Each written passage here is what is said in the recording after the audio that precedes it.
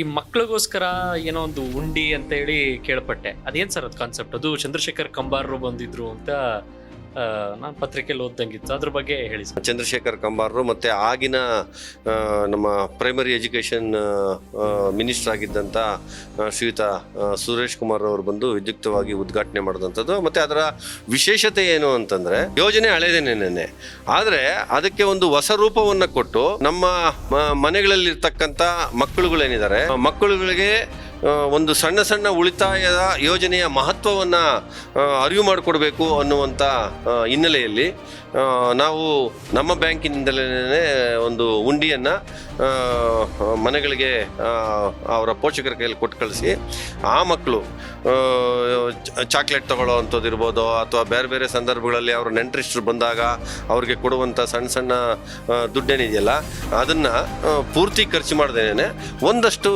ಉಳಿತಾಯ ಮಾಡಿ ಉಂಡಿಯಲ್ಲಿ ಹಾಕಿಡುವಂಥದ್ದು. ಸುಮಾರು 3,000ಕ್ಕೂ ಅಧಿಕ ಮಕ್ಕಳು ಈ ಯೋಜನೆಯಲ್ಲಿ ಸಕ್ರಿಯವಾಗಿ ಪಾಲ್ಗೊಂಡಂಥದ್ದು. ಈಗಲೂ ಆ ಅಕೌಂಟ್ಗಳನ್ನು ಅವರು ಚಾಲನೆಯಲ್ಲಿ ಇಟ್ಕೊಂಡೇ ನಡೆಸ್ಕೊಂಡು ಬರ್ತಾ ಇರ್ತಕ್ಕಂಥದ್ದು.